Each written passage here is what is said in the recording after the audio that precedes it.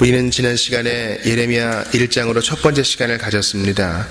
하나님께서 이제 제사장 가문에서 태어났지만 때가 악함으로 또 주님의 경륜에 따라 이제는 선지자로 부름받은 예레미야에게 사명을 주시는 내용이었습니다.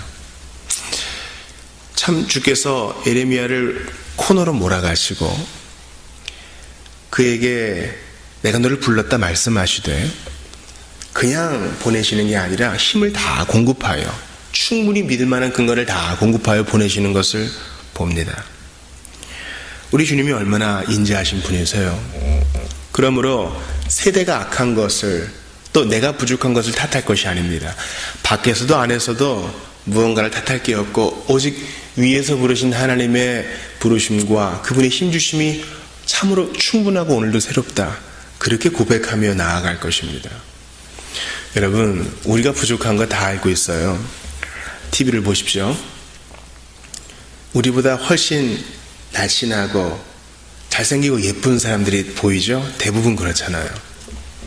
그 볼 때 사람들이 대리만족을 느끼면서도 나는 저렇지는 못해, 마치 사진 찍기를 무조건 두려워하는 10대처럼 말이죠. 열등감을 느낄 수 있다는 말입니다. 매체를 보십시오. 여러 가지 맛있는 음식들을 많이 조리하고 또 그걸 먹고 또 좋은 곳에 갑니다. 이제는 국내에서만 이 촬영이 진행되는 게 아니라 외국에 그렇게 많이들 가죠. 그래서 우리가 평소에 보지 못했던 좋은 풍광들을 보여줍니다. 그럴 때 우리가 참 좋구나 하면서도 나는 여기서 뭐하고 있나, 그런 열등감을 가질 수 있어요. 그러나 그것은 하나님 백성이 생각하는 방식이 아닙니다. 주께서는 사랑하기에도 부족한 인간의 삶을 이 땅에서의 한 번의 삶을 우리에게 주셨고 그 삶 가운데 오히려 나누고 섬기며 돌봄으로 더 큰 기쁨을 누리게 하셨어요. 여러분, 해외여행 다녀와 보셨습니까? 참 여러 가지 계획을 짜가지고 해외여행 가죠. 한 두 가지 파가 있는 것 같아요. 한 가지 부류는 여행을 가가지고 잘 쉬다가 오겠다. 그래서 주로 그 숙소 위주로, 숙소에서 많이 벗어나지 않고 음식이나 좀 바깥에서 좀 먹고 가이드 따라가지 않고 좀 푹 자고 잘 먹고 오는 여행을 하는 분들이 계셔요. 그런데 이제 외국에 갔지만 주로 그 한정된 바운더리 안에서 있기 때문에 해외여행에 큰 유익이 없다는 단점이 있습니다. 또 한 부류는 뭐 가이드를 따라가든지 자기가 일정을 짜든지 뭐 앉을 틈 없이 빽빽하게 돌아다니는 거예요. 그래서 내가 여기 왔으니 본전을 챙겨야겠다, 그래서 자기가 준비한 대로 다 보고 찍고 옵니다. 그런데 두 가지 경우 다 공히 일상으로 돌아와야 되는 공통점이 있어요. 돌아옵니다. 잘 쉬었다 오신 분도 이제 일상으로 돌아오면 피곤함을 느낄 거예요. 한 하루 이틀은 잘 좋을지 모르지만 여전히 분주한 일상이 기다리고 있죠. 두 번째 부류도 열심히 돌아다녔기 때문에 피곤하고 또 일상에 적응하려니 또 피곤해요.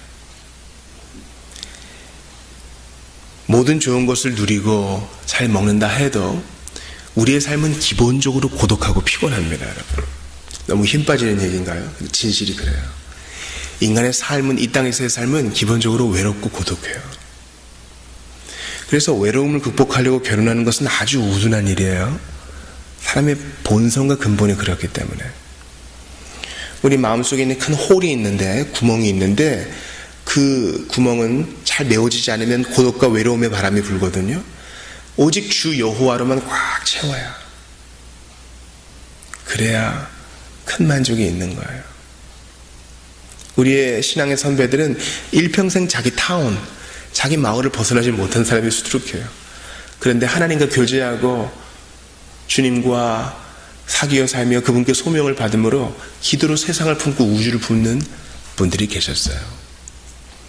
그러므로 여러분의 부르심이 너무 적다, 작다 하지 마시고, 나는 힘이 없다, 열등한 하지 마시고, 그 은혜가 내게 족하네, 그 믿음으로 앞으로 나가십시오. 이러한 사명 잘 성취하게 하시기 위하여, 또한 이러한 사명 받을 자격도 없는 우리를 위하여 주 예수께서 인간의 몸을 입고 오셔서 살고 죽고 부활하셨습니다. 우리의 부름과 능력을 공급받으면 거저 되어진 게 아니란 거죠.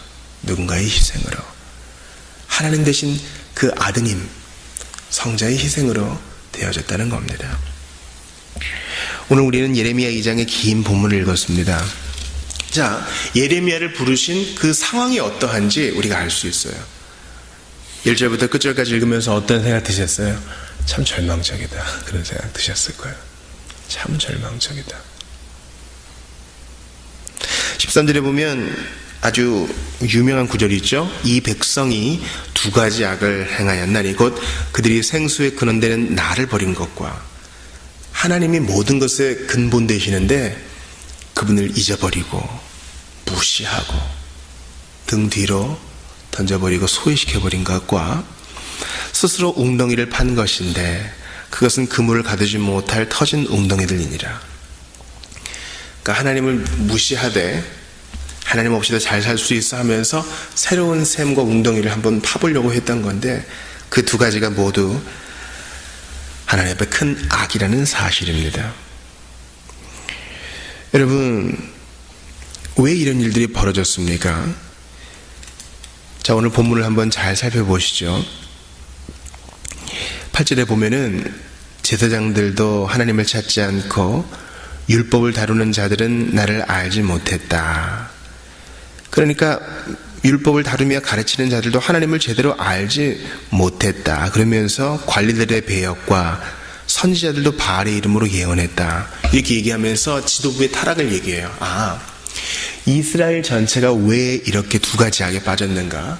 즉 왕과 제사장과 선지자로 대표되는 이 지도부가, 남유다 북이스라엘 공이 모두 이 지도부가 타락했다는 것입니다. 지도부의 타락은 왜 그럴까요? 오늘 본문의 25절 보세요.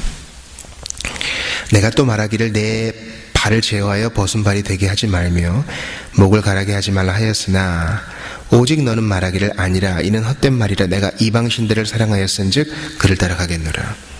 지도부의 타락은 모든 백성의 타락과 마찬가지인데, 그 타락의 중심에는 바로 다른 것들을 더 사랑한 것에 있어요. 우상을 사랑한 것에 있어요. 그래서 팀 켈러가 이제 뉴욕에서 교회를 개척하고, 그죠? 이제 센터 처치라는 책도 쓰고, 아무튼 그 뉴욕 한복판에서 도시 선교를 했던 이제 그분이 도시인들에게, 현대인들에게 이 죄악을 설명하는 가장 좋은 키워드는 바로 우상, 아이돌러티, 우상이다. 우상 숭배를 통해서 죄를 설명하기 참 좋다, 그런 얘기 했어요. 이방신들을 사랑하였은즉 우상 숭배가 지도부든 백성들이든 하나님을 떠난 근본이라는 거예요. 근본이에요. 마음의 문제죠. 더 사랑하는 거. 여러분, 요즘 아이돌 그룹이 많이 유행합니다. 이 아이돌이 바로 이제 우상이라는 뜻이죠. 사람들이 마음 둘 곳을 찾고 싶어요. 그래서 화려한 퍼포먼스로 준비된 사람들, 좋은 쉐이프를 갖고 있는 사람들, 또 좋은 예술적 능력을 갖고 있는 사람들을 나의 아이돌로 삼아서 위안을 삼습니다. 공연 현장에 가서 크게 소리를 지르거나 함께 뜁니다. 또 사인회나 또 그들이 가는 곳에 함께 가기도 하죠. 그것이 그 아이돌 그룹에게 힘을 주고 격려를 주고 또 한류가 번성하는데 도움이 되는 것은요, 부인할 수 없는 사실이에요. 근데 문제는 사람의 마음을 그런 아이돌을 절대 채울 수 없다는 데 있죠. 그들도 같은 사람이요, 우리와 같은 죄인의 한계를 갖고 있습니다.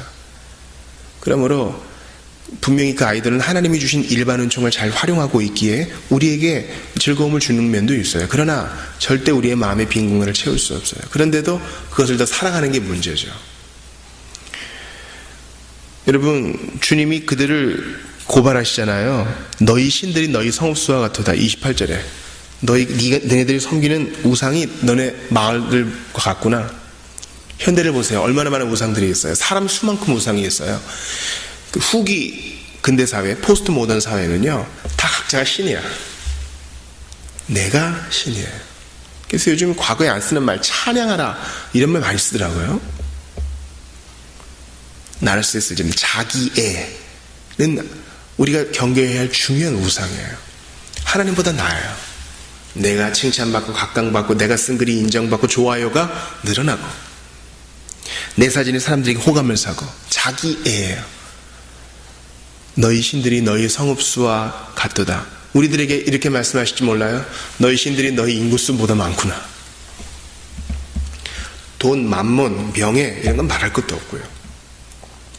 그러니까 하나님을 향한 시선이 나에게로 들어올수록 모든 가치 기준이 나에게 좁아지고요. 나에게 한정되니까 자살도 많은 거예요. 내가 칭찬받지 못하고 내가 인정받지 못하고 내가 중심이 되지 못하고 그럼 사료가 없는 거죠. 그래서 삶과 죽음도 내가 결정한다.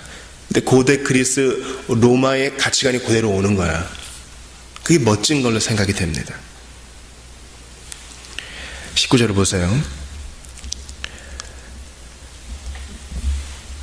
내 악이 너를 징계하겠고 내 반역이 너를 책망할 것이라. 그런즉 내 안에는 여호와를 버림과 내 속에 나를 경외함이 없는 것이 악이요 고통인 줄 알라. 하나님을 경외하지 않고 하나님을 버린 것이 악이요 고통이라는 거예요. 사람들이 악은 뭐 인정하지 않을지 모르지만 고통은 인정하죠. 삶이 고통스럽지 않은 사람 한 사람도 없어요. 너무 재밌어 이런 것은 한순간이에요. 삶은 기본적으로 아까 말씀드린 것처럼 고독하고 힘들어요. 여호와 하나님을 삼위 하나님을 채우지 않으면 이거 이겨낼 수 없어요. 사는 게 힘들죠. 왜 그래요? 죄의 문제, 우상의 문제가 있기 때문이에요. 난 그래도 뭐 어디에 빠진 적 없어요. 나쁜 짓 한 적 없어요. 아니요. 하나님께 돌아오지 않음이 악이요. 하나님을 섬기지 않음이 죄인 거예요. 그래서 방향을 선회해 보세요. 고통이 없어지고 고통을 이겨낼 방법을 찾게 돼요. 이게 예수 믿는 기묘한 경건의 비밀입니다. 오늘 본문의 첫 번째 부분을 보죠. 주님이 말씀하세요. 내가 너를 위하여 내 청년 때의 인애와 내 신혼 때의 사랑을 기억한다. 이 말은 뭐예요? 출애굽해서 정말 하나님만을 바라던 백성들과의 교제, 하나님이 그리워하신다는 거예요. 내가 기억한다. 너네는 잊어버렸지 나를. 근데 나는 과거에 너네와 좋았던 때 기억하고 있어. 아기들은 몰라요. 하지만 부모는 그 아기들과의 나눴던 그 달달한 추억들을 평생 곱씹으면서 합니다. 그때 너무 좋은 거예요. 생각만 해도 미소가 지어지고 곧 씨 뿌리지 못하는 땅 그 광야에서 나를 따랐음이니라. 그때 지금처럼 무슨 땅이 분배되고 농사를 짓고 그런 건 없었지만 우리 그때 좋았지. 너희는 나만 의지했고 나는 너희만 바라봤지. 이스라엘은 여호와를 위한 성물 곧 그의 소산 중 첫 열매이니 그를 삼키는 자면 모두 벌을 받아 재앙이 그들에게 닥치리라. 난 그렇게 너희를 보호했고 너희는 나를 바라봤지. 그들이 늘 순전하진 않았지만 차라리 광야 때가 좋았다는 거예요. 여러분 생각해 보세요. 지금보다 더 가난했고